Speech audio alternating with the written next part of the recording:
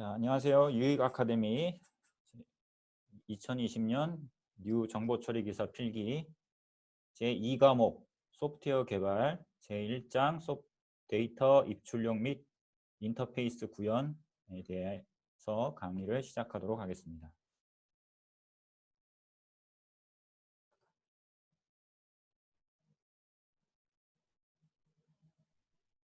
자, 오늘은 소프트웨어 개발에 관련된 내용들 위주로 구성이 되어 있는데요.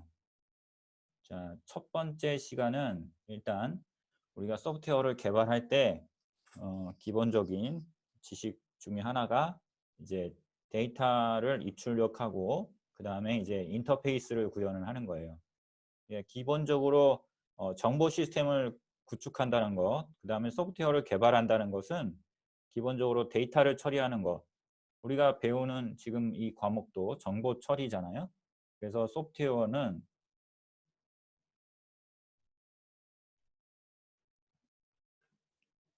소프트웨어라고 했을 때는 기본적으로 데이터를 처리하는 것이 그 주 기능입니다.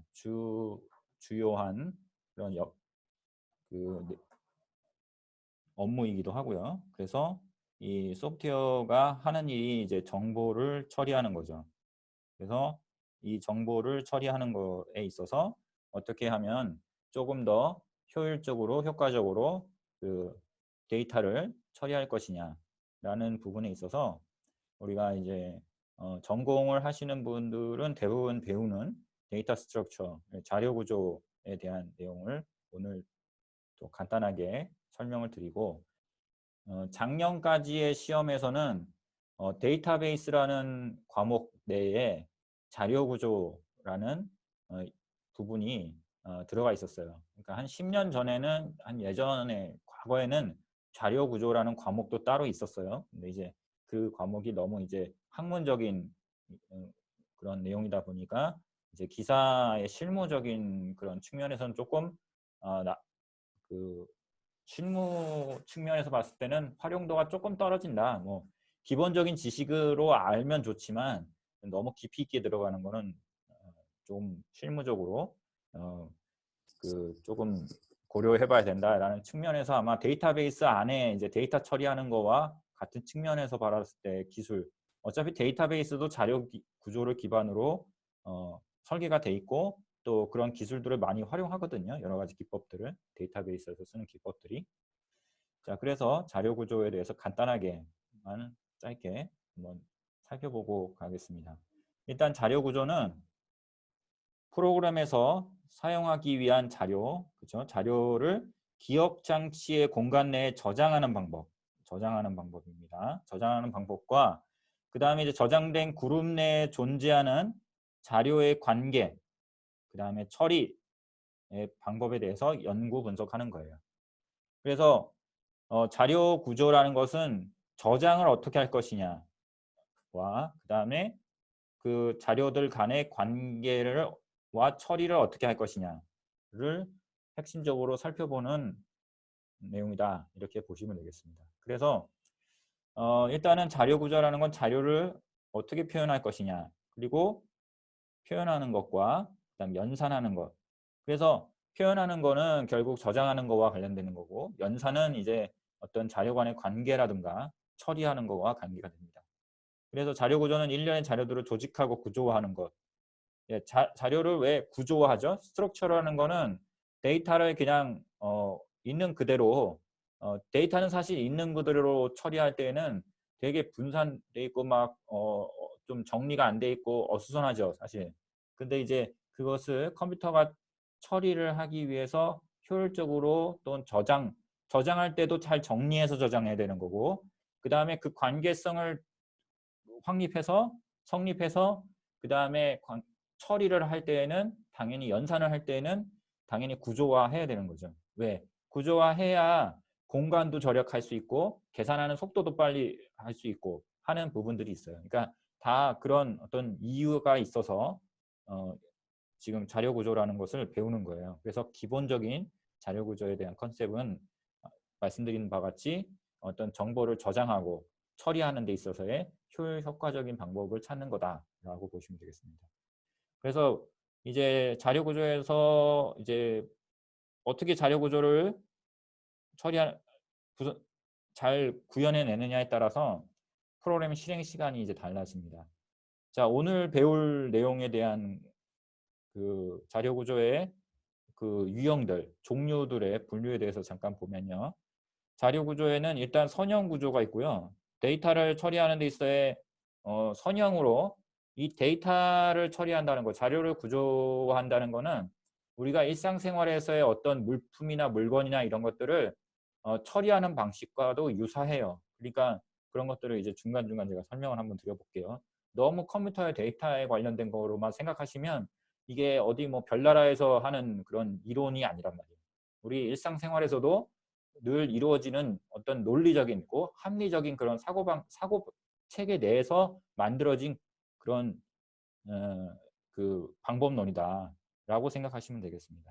그래서 선형 구조라는 것은 기본적으로 어떤 리니어하게 일렬로 이렇게 쭉 나열하는 그런 구조고, 비선형이라는 거는 선형, 그러니까 일렬로 나열하는 것이 아니라 어떤 다른 여러 가지 모양, 어떤 구조화된 다른 모양을 가진다는 거죠. 자, 그래서 선형 구조에는 기본적으로 리스트가 있고요, 스택이 있고요, 큐가 있고 데크가 있습니다. 비선형 구조에는 트리와 그래프가 있고요. 자, 그 다음에 선형 리스트하고 연결 리스트가 리스트의 종류로 들어갑니다.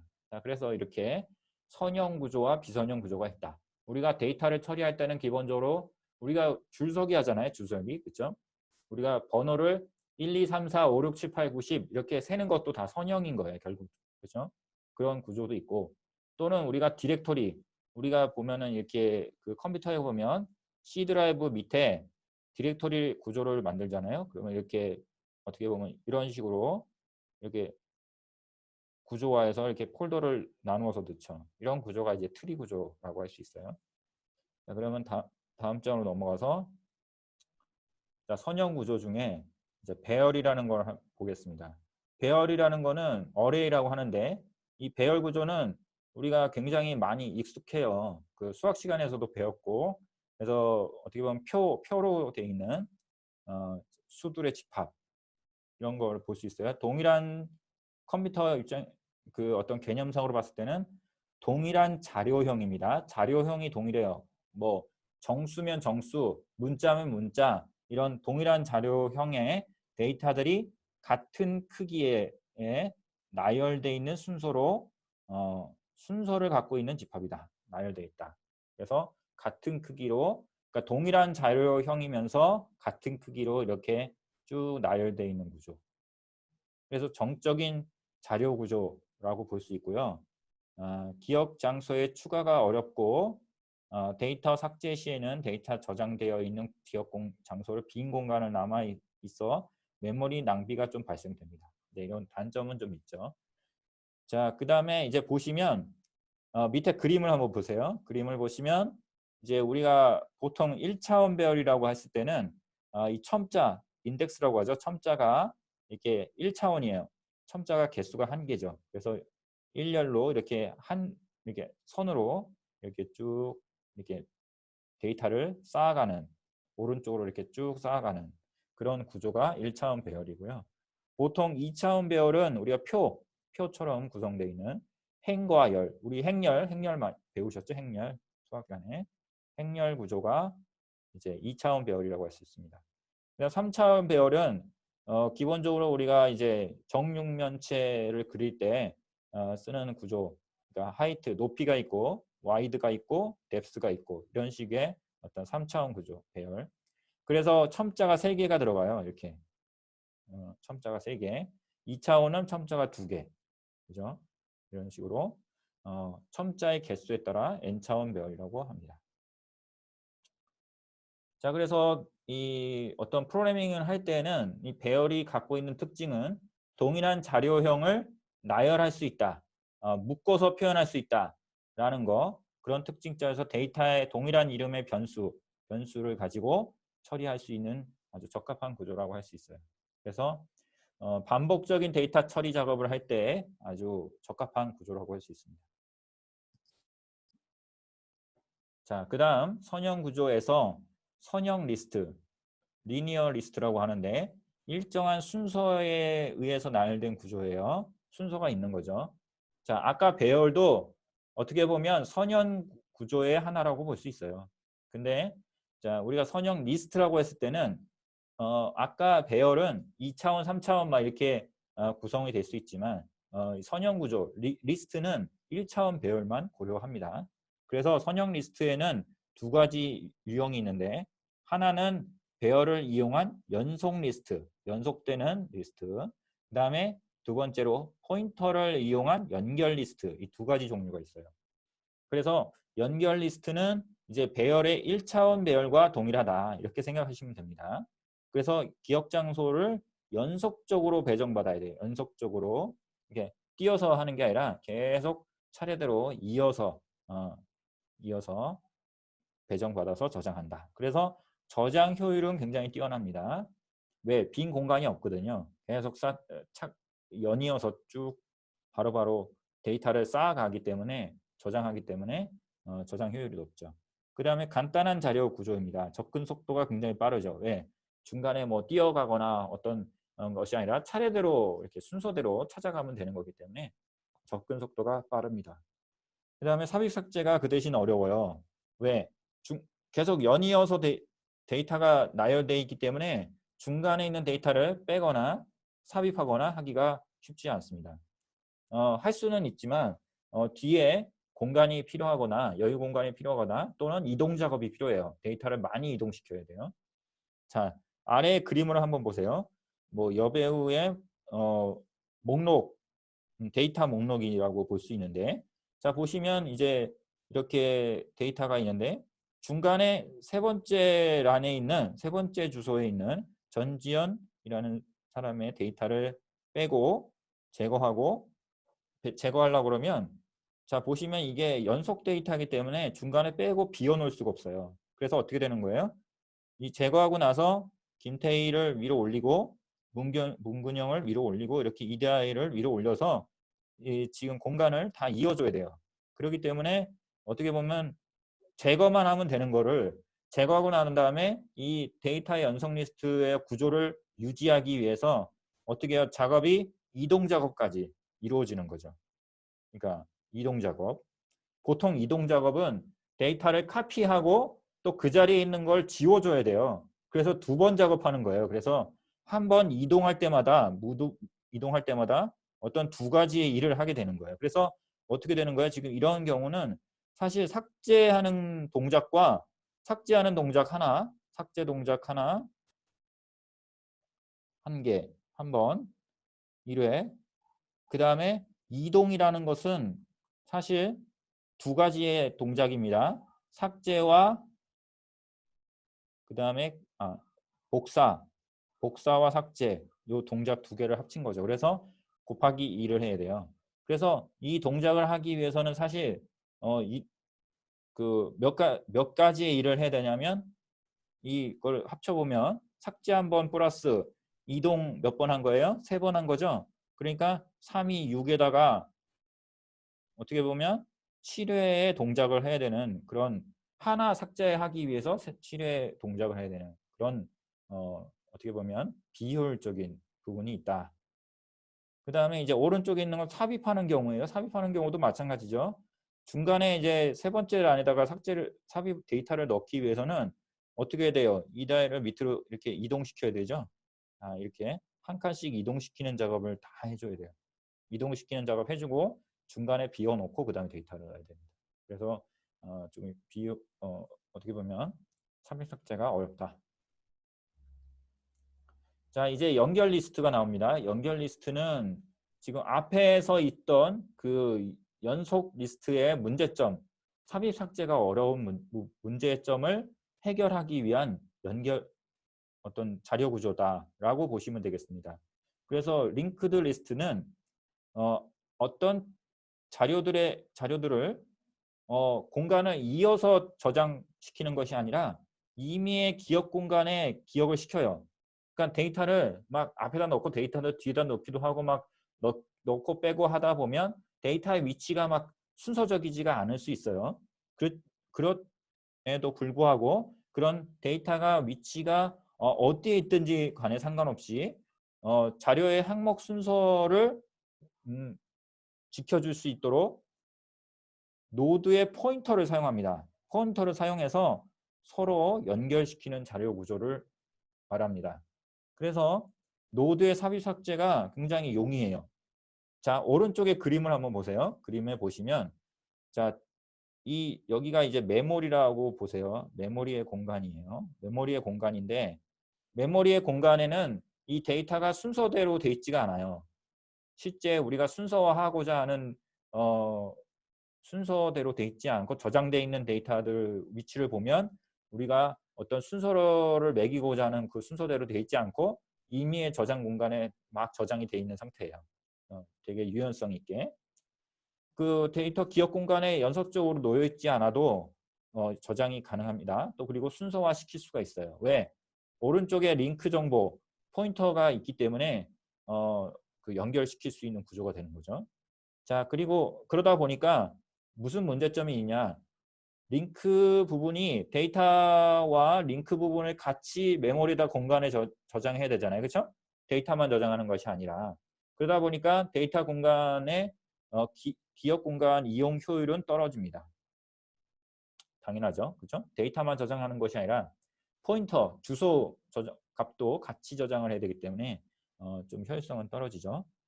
그럼에도 불구하고 그 효율성보다 어떻게 보면 데이터를 찾는 시간이라든가 데이터를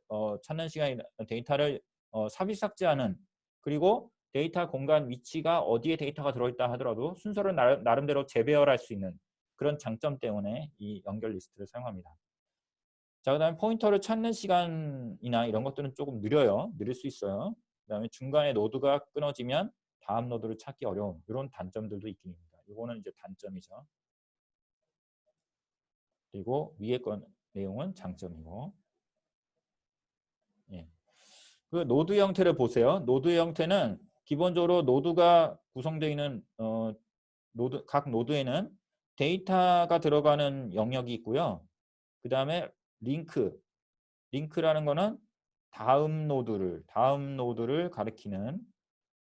가리키는 주소 값이 들어있는 링크 포인터 값이 들어있는 영역이 이렇게 있습니다. 그래서 그런 구조로 노드가 구성이 되는데 자, 그러면 한번 볼게요. 오른쪽에 이제 그림을 보면 이제 우리가 순서가 이다혜, 전지현, 김태희 이런 식으로 순서를 매겨서 어떤 데이터를 나열을 시키려고 하는 거예요. 그러면 어떻게 하냐면 이 메모리에 있는 데이터와 링크 주소란에다가 다음 값의 주소 값을 그 링크 주소에다 넣어주면 돼요. 자, 우선 이다의 다음에 전지현이라는 데이터를 나열을 하려고 그러면 일단 이다에는 70번에 있습니다. 그리고 전지현은 몇 번에 있죠?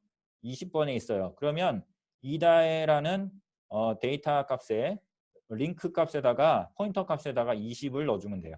그러면 20을 넣어주면 그 다음에 이제 전지현을 가리키게 되는 거죠. 그 다음에 이제 그 다음 데이터는 어떻게 되는 거예요? 김태희를 표시해야 되기 때문에 김태희는 40번에 있어요.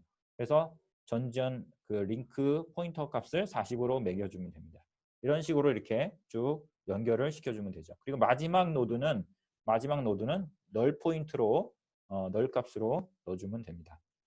자, 중간에다가 삽입하는 걸 한번 보여줄게요. 밑에 보시면 그 고소형이라는 데이터를 중간에 삽입을 하려고 합니다. 어디 위치에다? 전지현 다음 김태희 앞에 이렇게 연결을 시켜주려고 그러면 자 보시면 전지현이 40으로 원래 돼 있었어요. 그래서 40인데 이 40 데이터를 제거하고 어떤 값을 넣어주게 되냐면 전지현 다음에 고소형이 와야기 때문에 고소형이 들어있는 데이터가 30번에다가 넣어줄 거예요. 그러니까 여기 30번에 고소형 이렇게 들어가면 되죠.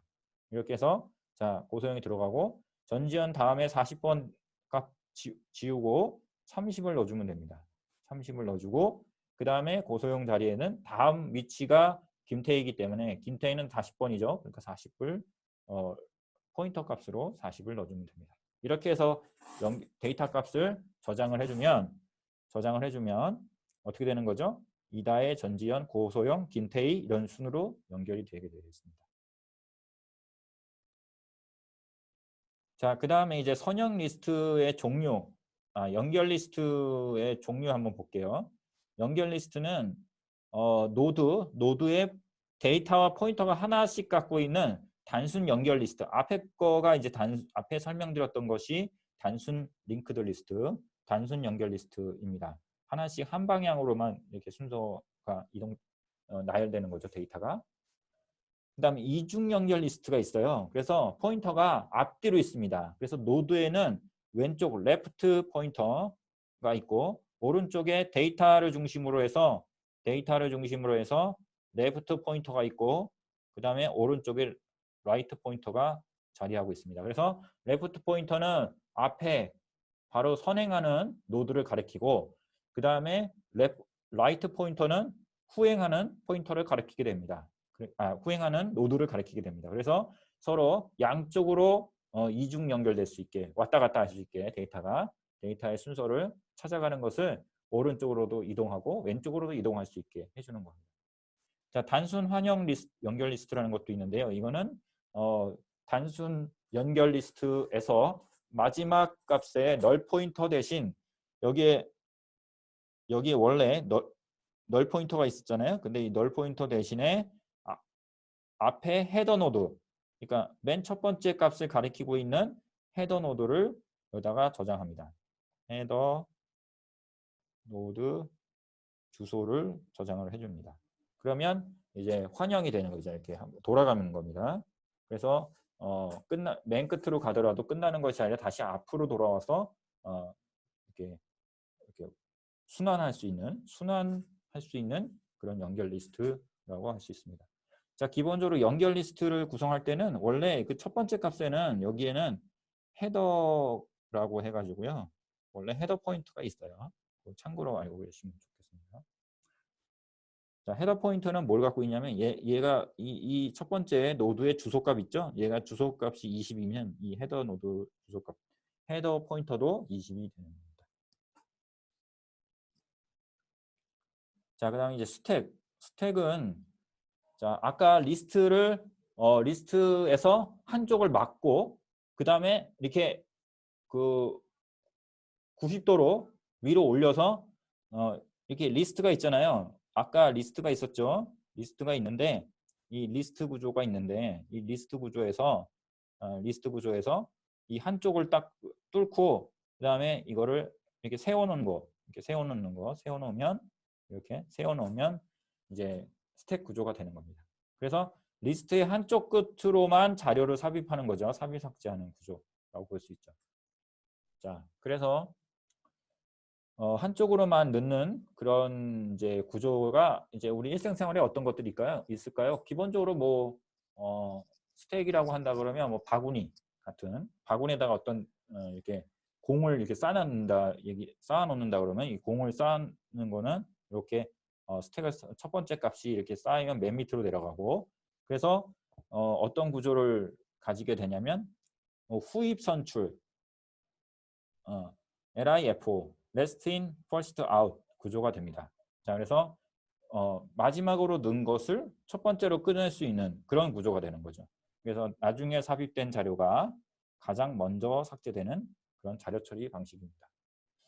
자, 선형 스택에서는 두 가지 여러 가지 용어들을 우리가 익혀놓고 있어야 되는데 먼저 첫 번째로 우리가 알아야 될 게 푸시라는 용어죠. 푸시는 이제 자료를 삽입하는 거를 푸시라고 그러죠. 이렇게 영어로 이렇게 푸시한다는 거는 이제 밀어 넣는 거예요. 넣는다는 뜻이고 팝이라는 거는 꺼내는 거죠. 꺼내는 게 이제 자료 삭제를 의미합니다. 그 다음에 탑이라는 포인터가 있어요. 탑이라는 포인터는 어디를 가리키는 거냐면 자료가 삽입 삭제되는 위치, 그러니까 데이터가 들어가서 이 탑이 만약에 데이터가 여기 맨 끝 D라는 데이터까지 차여 있으면 바로 그 위치가 탑 포인터가 가리키는 위치가 됩니다.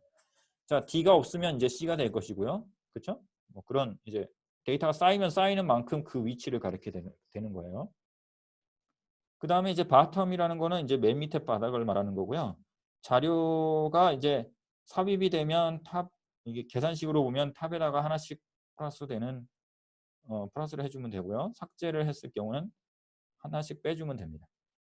자, 그 다음에 오버플로우라는 용어가 있어요. 오버플로우는 뭐냐면 스택이 가지고 있는 어떤 기억 공간의 사이즈가 있을 거예요. 예를 들어서 여기 지금 이 그림으로 봤을 때는 만약에 사이즈가 4예요. 4개밖에 못 넣는 거예요.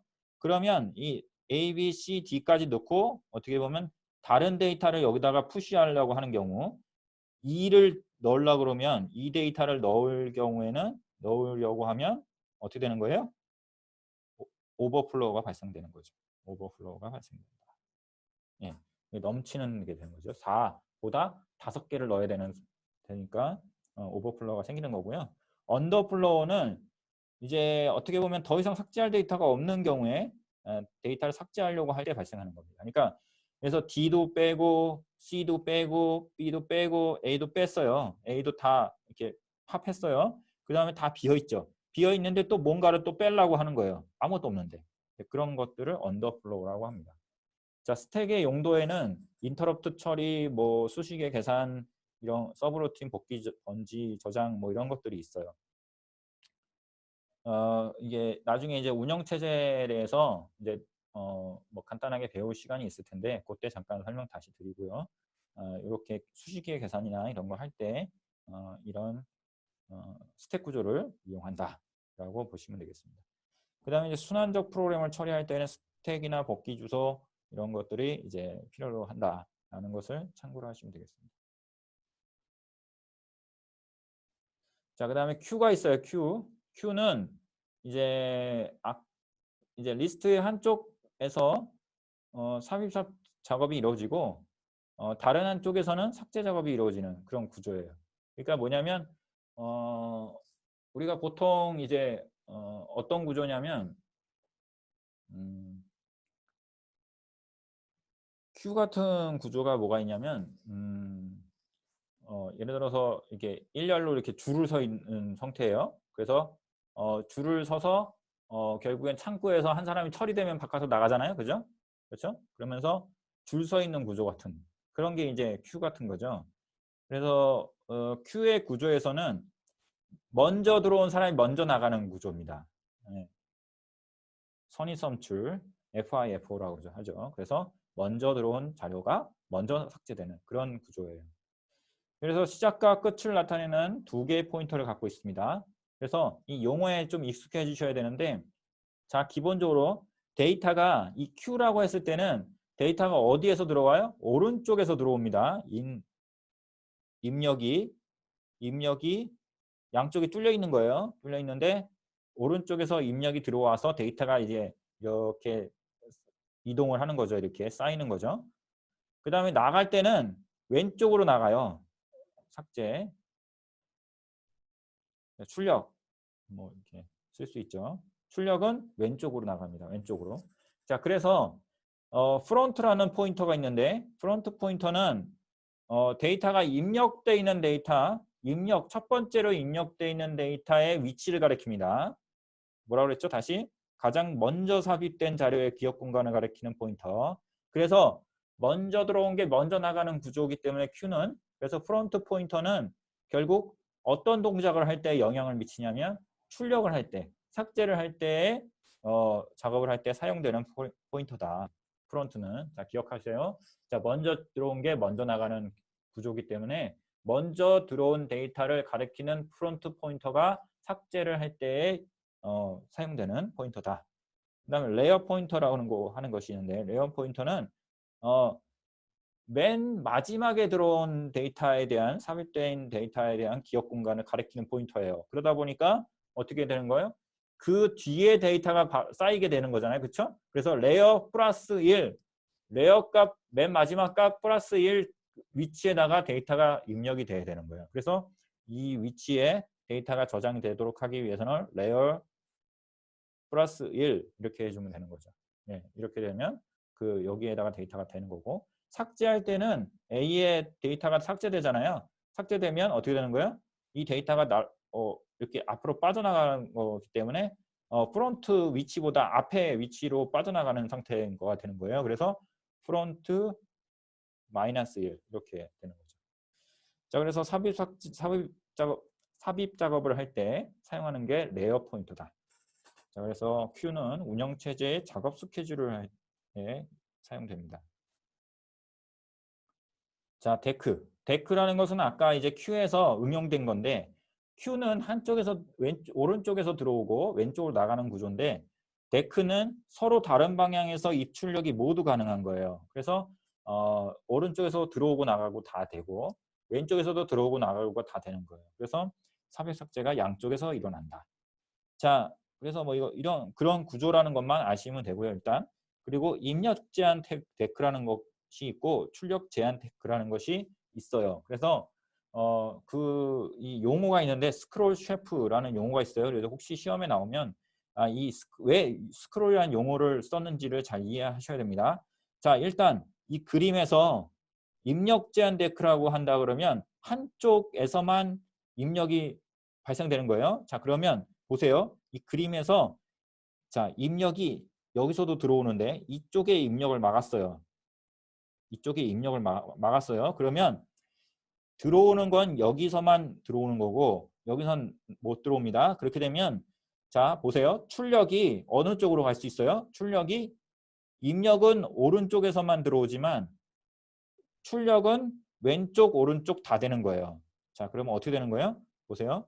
이렇게도 갔다가 이렇게도 갔다가 좌우로 이동하는 구조죠. 그래서 이름이 스크롤인 거예요. 우리 스크롤 아시죠? 위아래로 이렇게 이동하는 그 스크롤 그 용어를 쓰는 거예요. 그래서 좌우로 이동할 수 있다. 그래서 스크롤인 거고. 자, 셰프는 왜 셰프라는 용어를 쓰는지 볼게요. 자, 양쪽에서 들어오는데 출력을 한쪽에서만 하도록 하는 거예요. 자, 그러면 출력이 한쪽에서만 이루어진다. 그러면 이쪽 거를 막아 볼게요. 출력이 이쪽에서만 나가는 거로 할게요. 여기는 오케이. 이쪽은 출력이 자, 안 되는 거예요. 못하게 이렇게 막아 놓는 거예요. 그러면 어떻게 돼요? 들어오는 거가 왼쪽에서 들어올 수 있고 오른쪽에서도 들어올 수 있고 왼쪽에서 들어올 수 있어요. 이렇게 들어오는 구조가 양쪽에서는 들어오는데 나가는 건 어디로만 나가는 거예요? 나가는 건 왼쪽으로만 나가는 구조예요. 자, 이렇게 되는 거는 어떤 모양이 있냐면 우리가 그 매대 있죠, 매대. 물건 매대 보세요. 이렇게 보면은 이렇게 층층이 이렇게 쌓여져 있잖아요. 이렇게 그러면 여기 물건들을 이렇게 쌓죠. 이게 쌓는 구조죠. 그러면 쌓을 때 보세요. 이렇게 옆으로도 쌓고 이렇게 쌓을 수 있고 앞으로도 쌓을 수 있는데 그 앞으로 쌓는 걸 생각하지 마시고 일단 뭐 옆에 뚫렸다고 생각하고 이렇게 옆으로 쌓고 그 다음에 꺼낼 때는 어느 쪽에서 꺼내는 거예요? 한쪽에서만 꺼내죠. 그렇죠? 앞으로 꺼내든가 뭐 옆으로 꺼내든가 뭐 이런 그런 구조인데 어쨌든 그래서 선반 구조다. 그래서 출력을 제한한 데크는 셰프다. 네, 그런 얘기입니다. 자, 그래서 용어에 대한 이해 정도만 알고 계시고 넘어갈게요. 자, 이제 트리가 나오는데 이제 트리는 이제 비선형 구조입니다. 자, 지금까지 얘기한 거는 데크나 큐나 뭐 스택이나 리스트나 이런 건 다 선형이죠. 이렇게 일렬로 쭉 나열되어 있는 데이터의 구조에 대한 것이고 지금 이제 보는 트리는 비선형 구조예요. 그러니까 선형이 아니죠. 선형이라는 거는 데이터가 일렬로 쭉 순서대로 나열되어 있어야 되는데 트리는 순서대로 구성되어 있는 것이 아니라 이렇게 나무 모양으로 이렇게 뻗어나가는 이렇게 가지가 뻗어나가는 그런 구조로 되어 있습니다. 자, 그래서 트리는 정점, 노드와 선분을 이용하여 사이클이 자, 한번 유의해 보시면요. 사이클이 이루어지지 않는 그런 그래프의 하나 일정이다. 자, 우리가 이번 시간은 그래프에 대해서 다루지는 않는데 보통 그래프는 우리가 이제 이런 걸 그래프라고 해요. 노드와 노드를 다 이렇게 연결한 거, 이렇게 연결 구조로 되어 있는 거, 다 연결된 이런 거를 우리가 그래프라고 해요. 근데 이 트리는 어떻게 된 거냐면 이 그래프에서 이렇게 밑에 부분이 이게 뚫려 있는 거예요. 이렇게. 이렇게 뚫려 있는 구조를 말하는 거예요. 이렇게. 이게 여기는 이렇게 연결돼 있지만 이렇게 뭐 이런 식으로 뭐 이런 식으로 이렇게 요 안쪽에 이렇게 뚫려 있다든가 이렇게 이런 식으로 해서 이렇게 밑에 부분이 이렇게 뚫려 있는, 그러니까 사이클이 이루어지지 않는 구조죠. 그러니까 아까 그래프 같은 경우 보세요. 그래프 같은 경우는 다 연결돼 있기 때문에 이렇게 사이클이 이루어진다고 이렇게 사이클이라는 건 이렇게 원형으로 이렇게 한 바퀴 돌 수 있다는 거죠. 순환할 수 있다는 거죠. 자, 그래서 그래프는 순환되지 않는 그래프의 특수한 형태다. 이렇게 이해하시면 되고요. 그 다음에 기억 공간을 우리가 이제 하나의 기억 공간을 노드라고 하고, 자, 노드와 노드를 연결하는 선을 링크라고 합니다. 선분, 가지, 뭐 링크 이렇게 하죠. 보통은 이제 계보나 족보나 조직도 이런 거에 표현하기에 딱 적절하죠. 자, 그래서 우리가 이제 트리에 대한 용어에 대해서 꼭 외워두셔야 되는 부분들이 있어요. 시험에 꼭 나올 수 있어요. 자, 일단 노드라는 것은 트리의 기본 구성 요소입니다. 그래서 이 보통 동그랗게 표시를 하는데 그 데이터가 저장되어 있는 공간이라고 할 수 있죠. 항목이라고 할 수 있는데 요거가 노드예요. 그래서 왼쪽에 있는 그래프 트리에서의 항목은 A, B, C, D, E, F, G, H, I, J까지가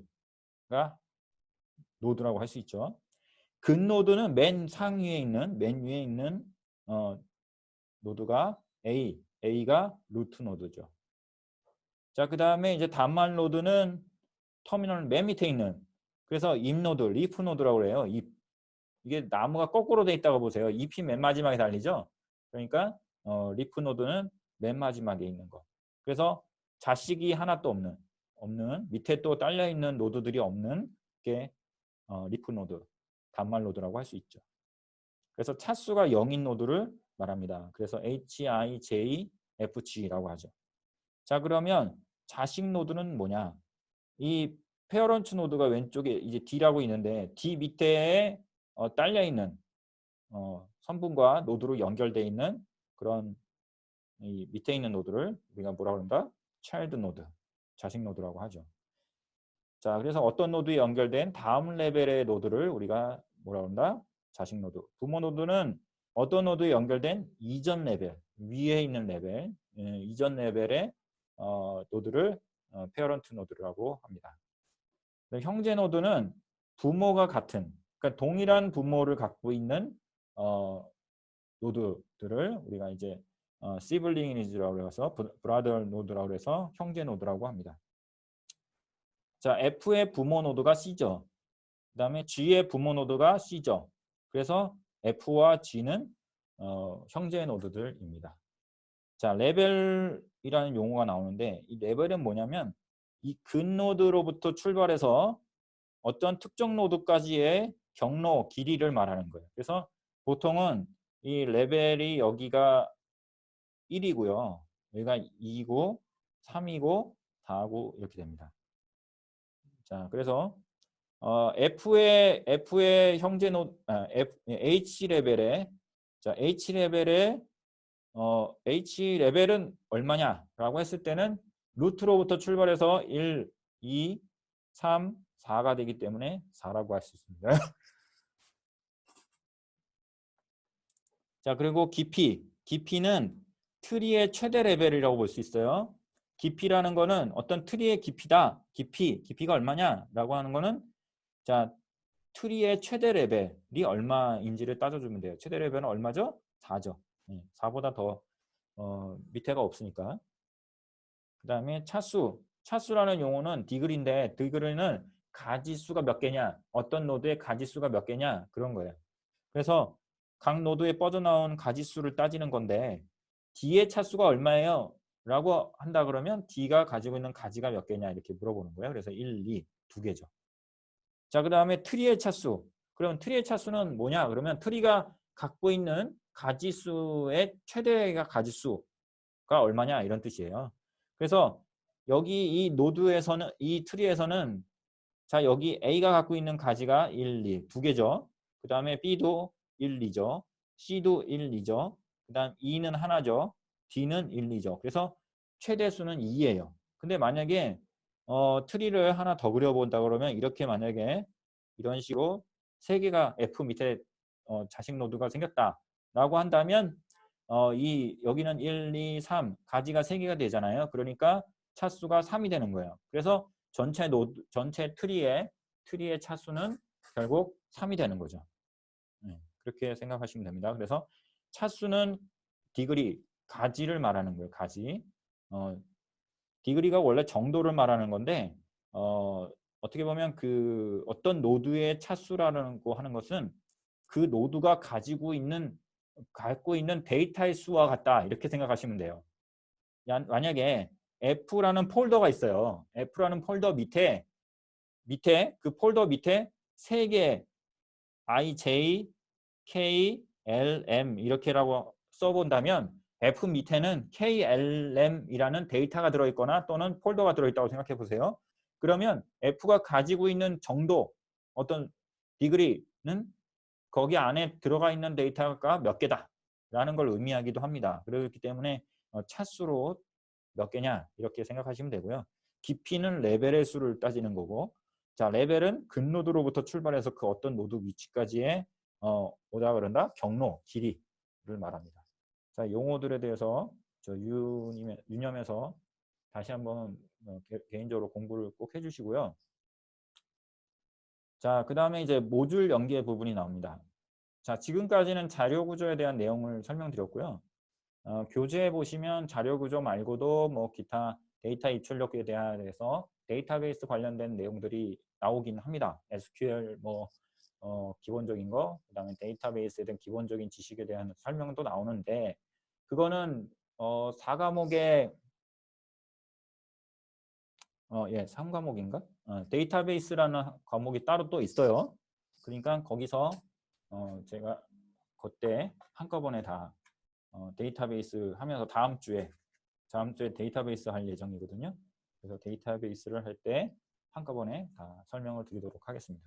자, 그래서 우리가 이제 소프트웨어 개발을 할 때 자료 구조라는 것이 어떻게 보면 기본적인 어떤 알고리즘을 하고 어떤 논리적인 사고를 하는 데 있어서의 데이터 처리하는 기본적인 어떤 컨셉들이기 때문에 꼭 알고 계시는 게 도움이 되실 거고요. 그 다음에 이제 인터페이스 부분입니다. 자, 소프트웨어 개발 부분에 있어서 우리가 다른 내용들은 이제 뭐 통합 구현이라든가 소프트웨어 패키징이라든가 테스트라든가 하는 것은 다 구현이 다 되고 난 다음에 대부분 하거든요. 그렇기 때문에 순서상으로 봤을 때 인터페이스라는 것은 시스템과 시스템을 연결한다든가 또는 다른 모듈과 모듈을 연결한다든가 또는 다른 소프트웨어 간의 연계할 때 인터페이스 구현을 하게 되는데요. 자, 그럴 때 이제 우리가 기본적으로 알고 있어야 되는 그런 개념이 있는데 여러 가지 뭐 모듈 간의 인터페이스 하는 것도 중요하지만 전 시간에 이제 인터페이스 설계하는 거는 이제 어떤 내용 설계를 하는 측면에서의 내용이고 오늘 배우는 거는 인터페이스에 대한 구현에 대한 거예요. 그래서 우리가 이제 모듈 연결하고 했을 때 뭐 내부 모듈과 외부 모듈을 연결한다든가 또는 내부 모듈 간의 데이터 교환을 위해서 관계를 설정하는 것을 인터페이스를 한다든가 연결하고 하는 것인데 인터페이스라는 것이 왜 중요하냐면 결국 우리가 그 모든 시스템들은 데이터를 주고받으면서 그 모듈 간에 또는 소프트웨어 간에 데이터를 통신하면서 그 어플리케이션의 기능들을 갖다가 더 확장시켜 나갈 수 있어요. 그래서 우리가 A라는 목적을 위해서 만들어진 소프트웨어가 있고 또 B라는 목적을 위해서 만들어진 소프트웨어가 있는데 이 소프트웨어 간에 서로 어떤 통신을 하면서 연결을 할 수 있다 그러면 시너지를 낼 수 있겠죠. 네, 그렇죠. 이 AB라는 기능을 하나의 어떤 통합된 그렇죠? 통합된 또 다른 새로운 소프트웨어로 어떻게 보면 통합시킨 것으로 우리가 사용할 수 있는 그런 효과를 발휘합니다. 그래서 두 개를 한꺼번에 하나의 소프트웨어로 만들지 않아도 A라는 소프트웨어와 B라는 소프트웨어가 독립적으로 존재함에도 불구하고 하나인 소프트웨어인 것처럼 쓸 수 있게 하는 것이 모듈의 연계다라고 볼 수 있고요. 자, 대표적인 모듈의 연계 방법은 EAI와 ESB가 있습니다. 뭐 이거 이외에 다른 것들도 있지만요. 우리가 기본적으로 두 가지 게가 핵심적인 어떤 연계 방법이라고 생각하시고요. 어떤 기업 쪽에서 기업 어플리케이션을 구현할 때 통상적으로 우리가 많이 사용했던 그런 기법이기 때문에 두 가지에 대해서 좀 가볍게 또 기본적으로 아주 필수적인 그런 이해를 좀 해주시면 좋을 것 같습니다. 그래서 일단 EAI는 요즘은 사실 많이 쓰지는 않지만 예전에 이제 어떤 인터넷이 발달 많이 어떤 어플리케이션 인터넷을 기반으로 한 웹을 기반으로 한 어플리케이션들이 많지가 않을 때에 또는 약간 이제 과도기적으로 사용했던 그런 기법이라고 볼 수 있어요. 그래서 엔터프라이즈 어플리케이션 인터그레이션이라고 하죠. EAI는 한 가지 주요하게 생각하실 부분이 이거는 이제 벤더사들 그러니까 어떤 특정 솔루션 그러니까 연계 시스템 간의 연계, 모듈 연계, 소프트웨어 연계를 목적으로 해서 별도의 솔루션을 만드는 회사들이 존재했었어요. 그래서 이제 그런 회사들에서 어떤 특정 회사들이 상용으로 상용으로 어떤 판매를 했던 그런 벤더사들이 존재하는 그런 솔루션이다 이렇게 생각하시면 좀 더 이해가 더 빠를 겁니다. 그래서 기업 내 각종 어플리케이션 또는 플랫폼 간의 정보 전달, 연계, 통합 등을 하는 상호 연동이 가능하게 해주는 솔루션이다. 네, 그러니까 어떻게 보면 판매되는 네, 상용 소프트웨어라고 볼 수 있어요. 자, 그래서 비즈니스 간의 통합 연계성을 증대시켜서 효율성을 갖고 그다음에 각 시스템 간의 확장성을 높여줍니다. 확정성을 높여줍니다. 네, 그래서 유형이 있는데 이 유형이 시험에 좀 나올 수 있어요. 시험 내기 좋잖아요. 그렇죠?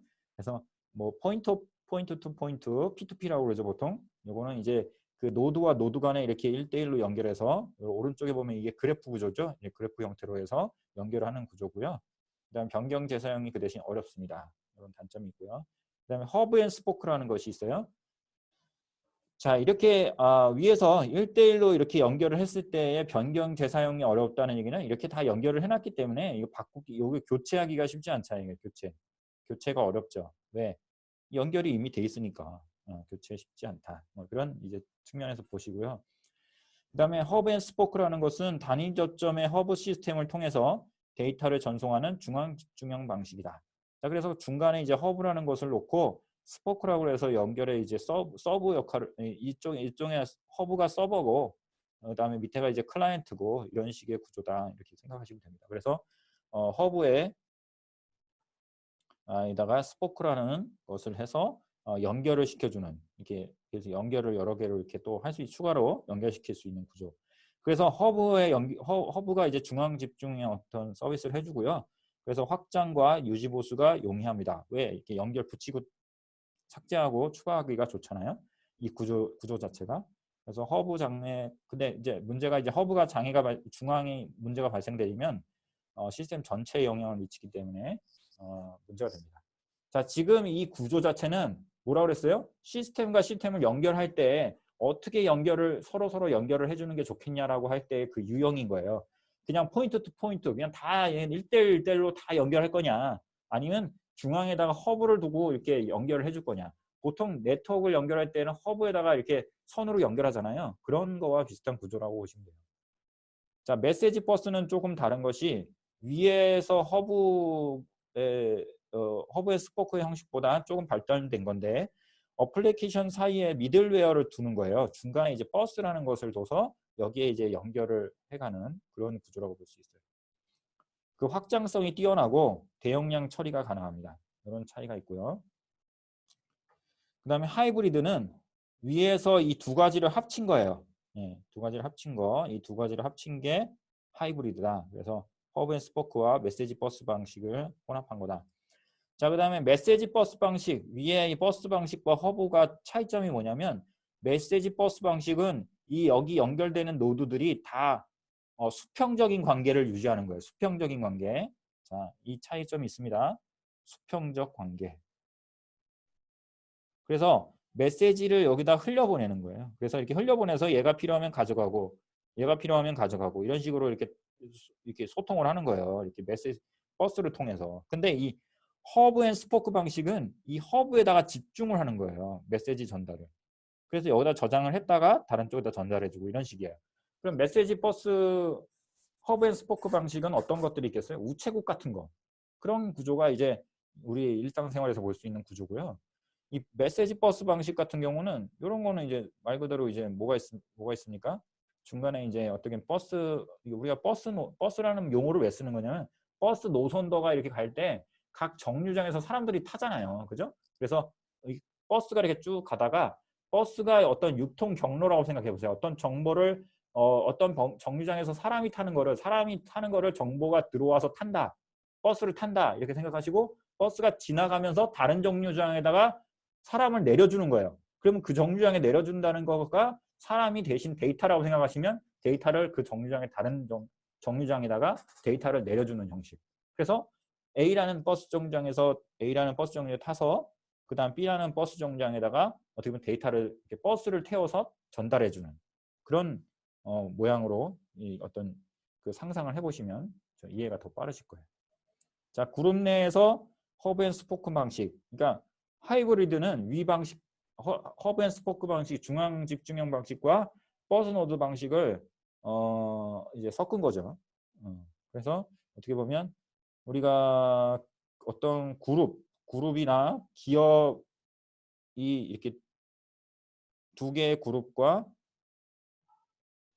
기업이 따로따로 있다고 치면 그 그룹이나 어떤 특정 기업 내에서는 허브 앤 스포크 방식으로 하고요. 그 다음에 그 어떤 외부의 기업과 연결한다든가 또는 외부의 시스템과 연계 또는 다른 그룹과 연계할 때는 버스 구조로 연결하는 이렇게 해서 장점만 취득하는 그런 구조라고 할 수 있습니다. 자, 그래서 이제 뭐 데이터 병목 형상을 최소화할 수 있다. 이렇게 해서 이 안쪽에서 해결할 수 있는 거는 안에서 해결하고 그다음에 실제 바깥에 외부하고 연결하는 구조에서는 버스로 연결하는 그런 구조가 하이브리드라고 할 수 있습니다. 자, 이제 마지막으로 이제 ESB가 나오는데요. ESB는 이제 엔터프라이즈 서비스 버스라고 해서 아까 이제 그 이름에서 볼 수 있다시피 버스 구조, 이 메시지 버스 방식을 이용한 어떻게 보면 메시지 버스 방식인데 이 버스 방식이 어떻게 보면 그 앞에 거는 EI가 어떤 특정 벤더사, 특정 업체에 종속되어 있는 솔루션을 설치해야 되기 때문에 EA가 문제점이 뭐냐면 그 어떤 어플리케이션을 연결할 때마다 그 EI 솔루션에 뭐 에이전트나 이런 걸 깔아야 되고 그랬기 때문에 비용이 되게 많이 들어요. 그 솔루션 또 유지보수 할 때도 비용 다 줘야 되고 그런데 어떤 노드를 연결할 때마다 돈이 들어가고 이런 문제점들이 생기는 거죠. 근데 ESB는 그런 게 아니라 어플리케이션 간에 연계하거나 데이터 변환이나 웹 서비스 이런 거를 할 때에 다양한 표준 프로토콜을 이용합니다. 그게 무슨 얘기냐? 상용이 아니라 웹 서비스를 기반으로 하는 통신 프로토콜을 표준 프로토콜을 이용하는 거예요. 그러니까 상용이 아닌. 그래서 인터페이스를 제공하는 솔루션이기 때문에 이런 어떤 아래쪽에 그림 보세요. 엔터프라이즈 서비스 버스를 이용할 때는 이거는 이제 표준 프로토콜을 이용하기 때문에 굉장히 다양한 어떤 솔루션하고도 연결할 수 있고 또 그다음에 다른 서비스들 간에 어떤 특정 시스템 간의 연계가 아니라 뭐 데이터베이스하고도 연결할 수 있고 애플리케이션하고도 연결할 수 있고 서비스 플로우하고도 연결할 수 있고 포털 서비스하고도 연결할 수 있고 뭐 여러 가지 다른 다양한 솔루션하고도 연결을 할 수 있다. 그런 차이점이 있습니다. 그래서 서비스 중심의 통합을 지향합니다. 그래서 아까 EI는 어떻게 보면 기술적인 통합, 그런 엔지니어링, 그런 어떤 기술 테크니컬한 그런 연계라고 볼 수 있다면 이 ESB는 연결하는 버스 자체가 표준 프로토콜을 쓰기 때문에 서비스 중심의 통합을 한다. 그리고 메시징 하는 거를 중요시 여기는 거예요. 메시징, 데이터를 연결할 때 메시징 서비스가 중심인 거예요. 버스를 통해서 메시지를 전달하는 것을 통해서 데이터를 연결을 한다. 그래서 이 중계 기술을 이용해서 서비스 통합 버스 같은 것을 이용해서 다양한 연계를 구현할 수 있다. 자, 그래서 특정 서비스에 국한되지 않고 범용적으로 사용하기 위해서 애플리케이션 결합도를 약하게 유지합니다. 그게 무슨 말이냐면 이게 어떤 버스 구조 자체가 이 중간에 버스 구조를 놓는다는 거는 이 연계를 하고자 하는 시스템 간에 예를 들어서 포털 서비스와 새로운 서비스 로직 간에 연결을 할 때에도 이 버스들 간에 이 메시징 버스를 통해서 메시지만 주고받고 하기 때문에 서로 독립적인 관계를 유지시키는 거예요. EAI는 어떻게 보면 되게 커플링이 되게 강화되는 구조라고 볼 수 있고 얘는 루즈리 커플도 한 그런 구조다 이렇게 볼 수 있습니다. 그 대신 이제 어떻게 보면 이제 관리 보안 유지가 쉽고 그다음에 높은 수준의 품질 지원이 가능합니다. 자, 그리고 이제 마지막으로 이제 전통적인 EAI와 그다음 ESB의 차이점 이거 좀 유심해서 보시고요. 차이를 특징적인 차이점은 어떻게 보면 EI는 어플리케이션 어떤 기능적인 통합을 한다 이렇게 보시면 될 것 같고요. ESB는 서비스 통합이다 이렇게 이해하시면 되겠습니다. 그리고 어댑터라는 것이 연결하는 그 고리 같은 거거든요. 우리가 보통 보면은 뭐 어댑터가 필요하죠. 다른 어떤 구조화된 어떤 잭이 있으면 잭을 연결할 때 어댑터로 연결해야 되잖아요. 그렇죠? 그렇듯이 시스템이 이기종 간의 시스템이라든가 이런 걸 연결할 때도 어댑터를 사용해야 되는데 그 EI는 시스템 연결할 때마다 어댑터를 계속 어댑터가 추가된 형태예요. 그러다 보니까 복잡성이 증가하는데 ESB는 중간에 버스를 어떤 공통 표준을 가진 그런 기술을 사용한 버스로 연결하는 거기 때문에 되게 통합하기가 수월해집니다. 뭐 추가적인 어댑터가 필요하거나 그러지 않죠. 자, 그 다음에 이제 EI는 벤더, 아까 말씀드렸어요. 벤더별로 전송 기술이 달라요. 그러니까 어떻게 보면 EI라는 것은 벤더별로 솔루션, 기술을 제공하는데 그 기술 자체가 표준화되어 있지가 않아서 비표준화된 전송 기술을 사용하기 때문에 그런 문제점이 있고 ESB는 개방형 표준을 사용합니다. 웹 서비스를 기반으로 한 표준을 사용합니다. 자, 전통적인 EI는 단단한 결합, 아까도 얘기했죠. 스태틱 구조, 1대1 결합, 그 다음에 ESB는 느슨한 결합, 다이나믹, 루즈리 커프트 되어 있다. 이렇게 보시면 되고요. 비용은 이제 EA가 더 많이 들어요. 왜? 어댑터 구입 또는 개발, 유지 보수 이런 비용이 발생되고요. ESB는 동의표준 기반으로 하기 때문에 추가 개발 비용이 절감됩니다. 그 다음에 비즈니스 로직 재사용의 통합 비용이 절감되고요. 그래서 EI는 집중형, 그 다음에 ESB는 분산형 이렇게 보시면 되겠습니다. 자, 이렇게 해서 오늘 1장 데이터 입출력 및 인터페이스 구현 부분 설명을 마치도록 하겠습니다. 감사합니다.